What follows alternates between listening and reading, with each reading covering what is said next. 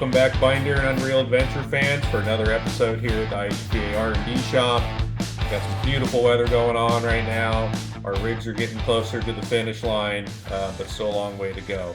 So thanks for checking back in, and here's what we got going on. The body is on the frame, not for the last time, but it's on, and as you can see, man, it looks freaking sweet. Vision is starting to come together, and can't wait to kind of get the front bumper on and the KC highlights on and the snorkel on and all that, and kind of the hard top, and just complete the look that I've been envisioning for the last several years on this thing, and to see it kind of come into completion is pretty exciting. But anyways, been working hard on it. Doing a lot of stuff. Got the roll cage in the body. That was total like porta power.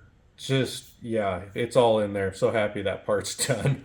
Had a little snafu with the air tank not fitting, just clash of real estate between it and the exhaust. So in the end, I ended up just running the air tank up to the shop, and I had the boys up there do me a favor and actually narrow the air tank, shorten it up a couple inches, and that works perfect now. So there's been little, headaches and problems along the way that I've been having to resolve, but I'm at the point now doing the wiring on it. And it's mostly, like I said, it's been easier sometimes to take the body just off the frame, roll the chassis out, drop the body down and do some stuff, or if I got to work underneath it. So it's the reason why I haven't permanently bolted the body down yet. But once I get a lot of the electrical run and have that finalized, it'll probably be, bolted down for the last time. So this is where I'm at with it, man, is with that electrical. It's just a big spaghetti mess right now, and I'm just trying to do... I don't know. There's times I'll work on it and step away for a little bit to let my brain relax, because there's a lot going on between the Holley sniper system. I've got part of the wiring, has to integrate with it for the gauges. The AC system. There's just so many things under the dash. The S-Pod for, turning on the lockers and turning on the air compressor and turning on the power steering fan and the KC lights. And, I got to think all this stuff and make it go together, so it's just not wire after wire piled together, twisted together. And so anyways, really looking forward to getting past the electrical point, because after that I feel like everything will just be easy going downhill and just final assembly. So anyways, this is what's been going on, and over in Zade's corner, he's pretty excited over there. He's made a little bit of progress in the last few days, and that thing might make some noise over there, so I'll turn it over to him. Alright, since we last saw you guys, a lot's gotten done. We had the engine bay basically done, rear bumper built, dash wired, front bumper finished, random miscellaneous wires. The car got wired front to back completely. In the engine bay, I modified the original Power Thrift 6 air cleaner. I cut the bottom out. I welded a larger piece of steel in there. And I also welded in 2 bungs for the PCV and the flame arrestor, so we're all OE here. And last night when we went to pop it off, I was on the phone with Corey Holmes, and we were getting the distributor stabbed in. I couldn't get it to run, and it turns out I had my fuel lines backwards. So turns out you should probably read the instructions when you install one of these. So I'm gonna say it did pretty good for not reading the instructions at all. So furthermore, moving on, we're gonna redo some of the battery connections. Some are gonna go to the top post, some are gonna go to the side post to clean that up a bit. This is just for obvious testing purposes. Another cool thing is we do have full functioning wipers. We have a low and a high speed. So if it does rain and we end up going, it's not going to be a problem, and they park. So just creature comforts here. We got these cool indicator lights. So now we know which way we're turning. So we're not like the old guy on the road that keeps their blinkers on for 5 years. So we'll be able to tell if we have our blinkers on. Another cool feature is these 2 indicators here. So if we ever line lock on, hit the button, wrong button, this button, parking light comes on. So that's our parking brake. And if our line lock fails, we have the old school ramrod hold your brake down system here. So we have 2 forms of e-brake with our Scout here, so it's not going to be a problem to pass tech inspection. Of course, so we're not blinding people out, hit the high beam. We have a high beam indicator. So we have all the legal necessities for this thing to be road legal. All the creature comforts, so anyone can hop in this thing and go to the store, get groceries, and no excuses for leaving the high beams on. The only cool things are we have these dome lights up here. So we have normal mode on both sides. So Corey and I are gonna have some lights. And at nighttime we have party mode, which is RGB. So at night we'll have the RGB lights on, because why not? So that's basically it. Inside we have to mount the seats at some point, and I gotta finish the tunnel cover also at some point.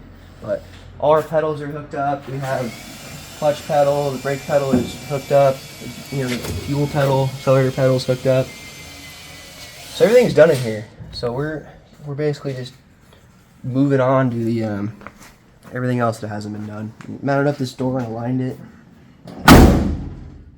Scout Co. made me these graphics that I pre-aged with the torch. So they look good. The other side will have it'll have the same graphics at some point. So anyways, moving on to the back, we have this very heavy duty rear bumper. Cut through the cross member. Behind the cross member there's another cross member that welds straight to the frame. So this is attached not only to the rear cross member but to the other cross member. So it's got 2 points of contact. If this thing breaks off, the frame's going to be breaking, essentially. We have a 2-inch receiver when we want to go, you know, haul an RV or something like that in the future. We have these super cool D-ring mounts that I found. Just cut through the bumper and welded it on both sides.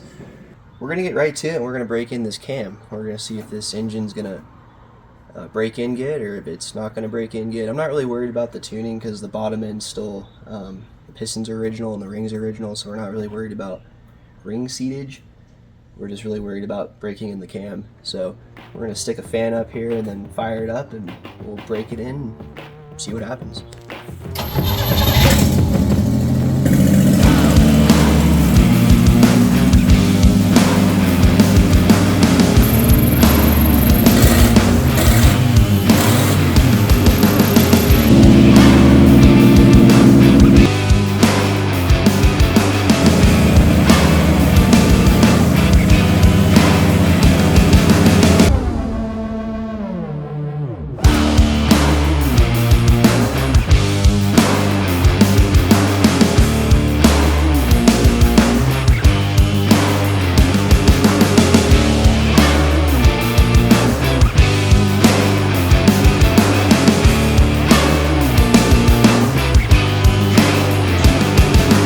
Hey, welcome back, Binder and Unreal Adventure fans, for the final episode in our build series on getting these two Scouts to Unreal Adventure 2025. It's been a long and arduous journey to get here. We are ready to load up both these rigs this afternoon. I'm going to tell you a little bit about what I have finished up and the ending and what White Scout, which is now called Patriot Scout, has turned into, obviously by the little patriotic scheme. And Zade next door to me with his lug wrench little dealio there, gonna talk to you and tell you about why there's 3 dipsticks in the front hood of his Scout. All right, so Cheap Scout is as ready as it's gonna get as far as working in this shop. The next phase of this build is gonna be working on it on UA. So we're gonna find out what's gonna not work, what's gonna work. We haven't even hit a trail yet.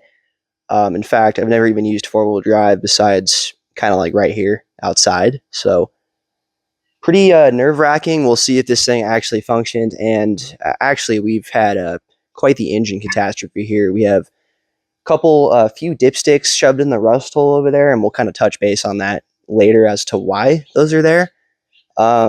Just numerous issues. We have a spare engine, just no biggie, you know, as we're packing for this thing.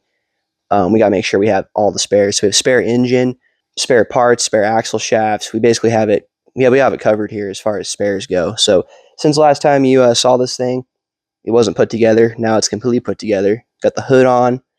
And to actually open the hood is a very lengthy process, and I'll kind of dive into that right now. So to open the hood, we have right here a Pittsburgh Jumbo Pry Bar. Just picked this thing up from Wally World. And to open the hood, you guys shove it right here, and you kind of let it sit there, and hopefully it stays there. And then you go inside, and that's how the hood opens. It's because there's no body mounts on this thing left, and the body is completely tweaked. However, when it does open, it latches, and it reveals our beautiful 258 Thrift 6. We have 3 dipsticks. Each dipstick represents an engine or an engine's parts gone into this thing. This was the first dipstick, and if you look at the dipstick, this one at least, I welded it, and it's because there's a lot of oil coming out of the dipstick tube. And as to why that happens, we all know why that happens. So I tried fixing it with O-rings, engine restore. Eventually that engine just would not keep the compression inside the engine, and it let the smoke out. This is from the first engine. This is a second engine right here that was used. And this engine, unfortunately, had too much water damage in it. And that one did not want to work either. And this was kind of short-lived. So this one just hangs out here as a tribute to the other engines. This is for our current engine. As you can see, it's actually a nicer refined oil dipstick here. And for some reason, this one's longer. So we're going to be using this one for the end of the day. And the shorter one we're going to be using for earlier in the day. So we have all types of dipsticks here. They're all stored right here in this rust hole, ready to be used on UA. And the coolest feature of this is we installed a Dixie horn. So switch is right here. So we're going to use that at random points on the trip. Felt like that was a necessity for Cheap Scout. So yeah, it's coming together nice. We got heat shielding inside. We have a Bodega Cooler Amazon refrigerator unit in here. And then for speakers, we have a Turtle Box radio. These seats are out of Corey's junkyard. These are out of a Jeep XJ. His is actually in better condition than mine, so I'm a little jealous. So may have to make him drive a little bit on this trip so I can sit on this nicer seat. We have minimal holes. I patched up most of them with license plates that I found around here. And then moving up forward, we got limit straps installed. Adjusted the coilovers enough to where it's level right now. I don't know if it's going to stay level. Got all the graphics installed. We got the hood graphics installed. I've got the winch kind of all dialed in. Lots of stuff got fixed that was marked here. Some things didn't because we didn't have enough time. If we have enough time tonight, I may throw a guard over that ram. That was kind of a necessity there. However, time is of the essence here, and we don't have much of that left. So we're going to be rolling with what we have here. It's going to be a clown car. It's going to be comedic, but I think it's going to put a lot of smile on people's faces, and it's really going to show people you can have the worst condition Scout and still hopefully have fun. Definitely, though, first impressions, wheeling this on the RTI ramp. When I used to wheel my Terra on the RTI ramp, it would go a quarter of the way up, and it would kind of feel like it's about to flip over. This thing will wheel up all the way to the top of the RTI ramp, and the back tire will touch the ramp also, and it feels pretty stable. So I think we got some improvements here. We're just lacking on power. So we'll see if this 258 will make it. Yeah, so stay tuned. I'm going to pass it on to the old Patriot Scout now, and he'll talk about his finishing touches. And well, I guess we'll be loading this thing up here in a little bit and heading off. Well, guys, there's so much done to this build. Where do I start? I don't know. I guess right here, how about on the front bumper? So this is the original bumper to White Scout. As I mentioned in the previous episodes, totally went through it, changed the mounts, but otherwise it's the same bumper that once actually got creamed and had this side replaced. Got a little history to it, but got a Warren 8274 winch up here. KC lights to light the way up front. These are the same lights I had on the Scout before previously. Got an SS2 grill that you'll find on our online store. It's not the original grill. I still have the original grill to it, but this one's all new and on here now. Well, as you can see, White Scout isn't, well, all white anymore. One day we were over here, had Joe filming, and we were just contemplating on how I wanted the American flag like I had on the previous paint scheme. And then Zade in the back, he just goes, man, why don't you just put some Patriot stripes on it? And I was like, hey, that'd be pretty cool. You know, like retro stripes are pretty in right now. And I think that'd look really good as opposed to doing similar or, you know, kind of like what we did previously with a big old eagle on the side and all that. So told Joe, hey, man, put something together. Let me see what it would look like. And then he came back and threw some stars and stripes on it. And I was like, man, half of me wanted to do that. Half of me wanted to keep it just the red and blue. And then finally, like the night before, I'm just take this over to the decal shop, the Grass Valley sign, to have them put it on. I'm like, I want stars and stripes, you know, and I'm so glad I did. I'm so glad Joe put this little, the graphic together like he did. I think it just came out spectacular. And thus, we've changed White Scout to Patriot Scout. All right, guys, up here in the back, I took the same original bumper I had on White Scout and basically just whacked the old tire carrier off of it, added a built-in recovery point here in the middle, added some corner guards to the Scout because this has always been a real vulnerable spot for these things when you're rock crawling, and added underneath the come-up winch. Got a competition winch for them. I believe it's like an 8,000 pound with a 50-foot rope on it, and so yeah, if this thing, I get into a tight situation, I'll be able to, you know, winch sideways or winch back if I get stuck. So it's kind of nice having not only a winch up front, but having a winch in the back. So looking forward to hopefully not having to use it, but when it's there and I need it, I'm going to be glad I got it. All right, guys, so what's on the side of the Scout? Well, let's start in the back here. Got the lift gate, got our CPT hydraulic struts. Love that feature of it. Got everything opening up, and here we have all sorts of stuff. Starting with my coffee kit, got the shower, in my Harvester hardware medicine cabinet back here. I've got some spare fluids, oil, brake fluid, and such. Ordered up a cooler, a fresh Dometic one, and what's nice is that it's on a sliding tray, so I can access the stuff that I need quite easily, and then when I want to put it back, I can. And then I ended up ordering a second Dometic tray to put all my gear in. I stole my toolkit from Hideous. I'm going to have to get another one for this. I'm going to put this in Hideous back.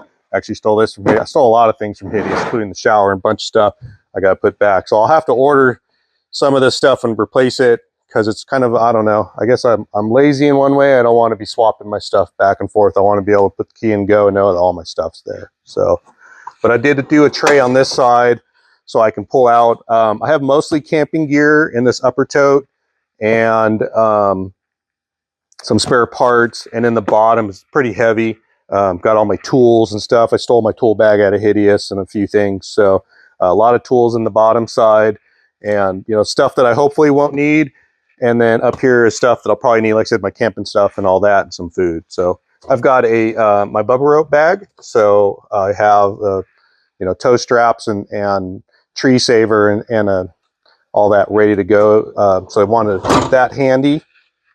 But otherwise, got my WFO tray in the back. We have some stuff we'll end up putting our clothes. Got a Rotopack 2-gallon fuel container that doesn't quite hold 2 gallons somehow. Of course, if I show up to camp and it's dark out, I got a nice little dome light here from KC Highlights. Lights up the whole back. I've got one up front too that works off the doors. And then what's nice is I can turn it off. So if I have my doors open for a bit, I don't have to drain my battery with the lights. Even though they're LED, they're not going to really drain, but sure are bright. They work good. All right, let's move over to the interior. We'll check it out. Got PRP seats. Again, these are both heated and cooled. I've got switches here to go heat, and then I've got here for cool. Unfortunately, at this time, only the heating feature is working on my seats, and we'll have to have old Mr. Corey take these back down to PRP for me. So I got 2 radios in the Scout. Got a standard GMLRS radio. And on this side here is a VHF race radio that we're using on Unreal Adventure. Usually we use the 2 different radios. It just depends on, I've been on some trips, they're still actually using CBs, but most places when I'm wheeling nowadays has GMRS. So that was the whole idea of adding the second radio to the whole thing. 12-volt port here that is always powered up so Cameraman Joe can keep all his gear totally, you know, recharged as we're on UA. And then I have some additional USB ports. They're actually off the ignition. He'll only be able to charge those when the vehicle's running. Again, lots of USB charging ports for that. And then I have additional ones with a USB-C port as well. Those are blue, so obviously they are going to stay lit up all the time, just like this port over here, so I can keep my phone charged or whatever other equipment we need to keep charged while we're at camp or something like that. All right, under the hood, I was able to basically pack all sorts of stuff underneath here and still have room to spare. So pretty stoked about that. Well, let's starting with the intake system here that we have.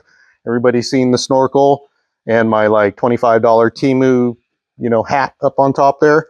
But goes into a K&N air filter, same thing that I've got on Hideous. Makes a nice little sweep here into a K&N hat on top of the Sniper fuel injection system. And then over here I've got the Hyperspark ignition as part of that, and a distributor to displace all those ignition sparks all around all 8 cylinders via a distributor from Hamilton Fuel Injection. So this thing's got timing control. Man, does it run good. So really looking forward to ripping around in this thing in the next week. Again, got air conditioning compressor here, got the same air compressor over there on that side. Just exact same configuration as Hideous. Really learned a lot off that truck. Same Hydro Boost system as Hideous, the master cylinder, using our CPT adapter. Got an air manifold over here to run all the air systems from the air lockers and to the compressor as well. Got a power steering pump from PSC that's going into a reservoir from Radial Dynamics. Got a battery in here from Odyssey, and it's being held in by a bracket from Rough Stuff Specialties. All right, you'll notice a couple of doors onto the cowl. One of the last things I did with knowing that I'm not going to have any airflow going, through the windshield. Obviously, you can see that's been all sealed off. Decided to put a lot of the wiring underneath here and to have access to the S-Pod and to some wiring junction blocks on the other side. I've put in these little doors that are held in with a couple screws, and we have full access to all the wiring underneath, or just take the whole cowl off and we can get in there a little deeper if we ever need to. Hopefully we don't need to. All right, guys, well, that's it. That's all the 2 rigs. Wish us the best of luck. We're going to load up this afternoon, and we're going to head to our destination, which got to stay tuned to find out where we're going, and we'll hope for the best. We both have really fresh rigs. They both have our concerns on certain things, but overall we're looking forward to a great run. So thanks for watching. Hope you guys totally dug the 2 builds we've got going here. Again, stay tuned for our Unreal adventure coming up next. Again, thank you. Catch you next time.